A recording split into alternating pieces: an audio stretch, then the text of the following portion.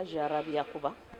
Donc, je suis venue ici au nom d'une ONG locale, AG plus 21, donc, pour participer à cet atelier que j'ai trouvé vraiment très pertinent.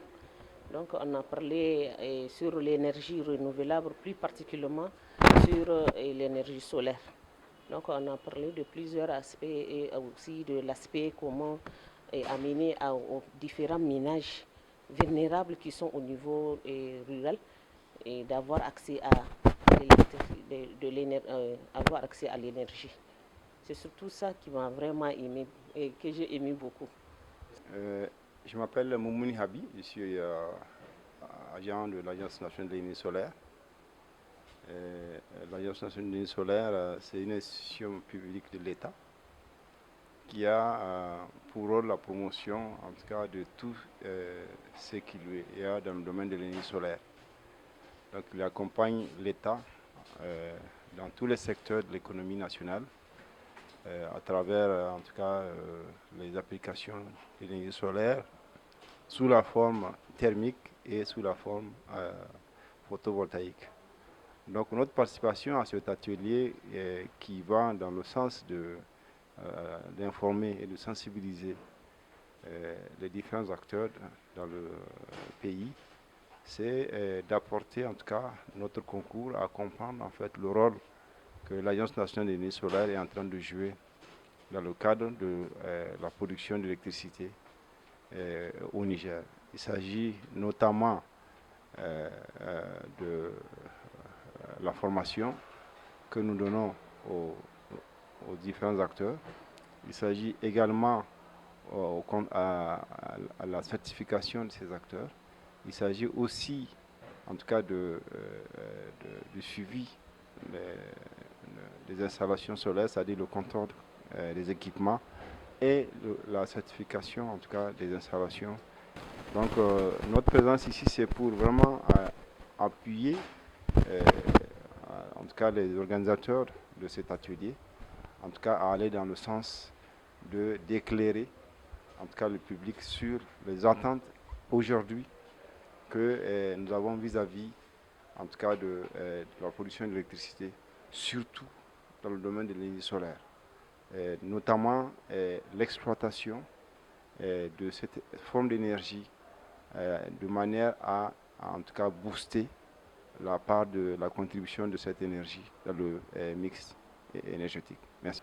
Bonjour monsieur, je me présente donc à Aïcha Jariri, je suis présidente de l'ONG Agir Plus 21 et je suis partenaire d'un projet régional appelé Conservation du bassin du lac Tchad. Et sur le bassin du lac Tchad, donc, on est en partenariat avec la commission du bassin du lac Tchad, Alinea Canada et Agir Plus 21. Donc. Ce que j'ai aimé, c'est surtout la rencontre avec les différentes compétences par rapport à l'énergie. Parce que vraiment, c'est une expérience tant recherchée, surtout au niveau des femmes dans les villages.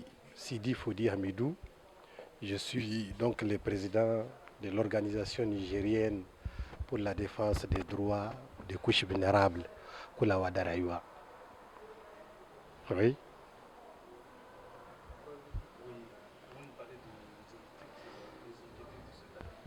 Oui, merci beaucoup. Donc, il faudrait bien le mentionner que c'est un atelier qui a une importance capitale à nos yeux. Pourquoi? Parce que ça traite donc de l'électrification et surtout de l'énergie solaire. Quand on parle d'énergie solaire, moi je pense que c'est de l'énergie propre et l'État doit mettre tout en œuvre pour pouvoir donc faire la vulgarisation, la paupérisation donc de ces genres d'initiatives.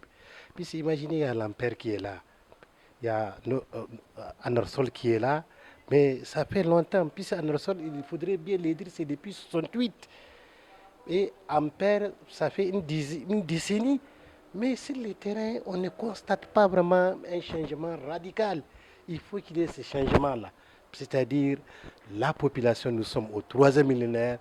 Vraiment, moi, je pense que quelque part, c'est même une honte à ce qu'on dise que vraiment, jusqu'à preuve du contraire, il y a certains de nos villages qui n'ont pas accès à l'énergie. Imaginez le taux d'accès à l'électricité ou bien à l'énergie dans le monde rural, c'est qui est moins de 5%. Mais on va où avec ça là? C'est-à-dire qu'il ne peut pas y avoir un développement durable sans l'énergie. Et nous pensons que l'énergie solaire, c'est l'énergie la plus appropriée qui va permettre donc à nos parents qui sont au village, d'améliorer leurs conditions de vie, surtout à travers les activités génératrices de revenus, et puis surtout dans les écoles. Quand vous partez, vous allez voir que les taux de réussite vont augmenter parce que ça va permettre à nos filles, à nos enfants de travailler même la nuit.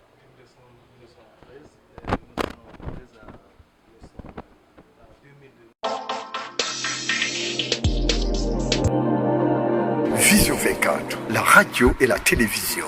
Diffusion en direct, une télévision en ligne.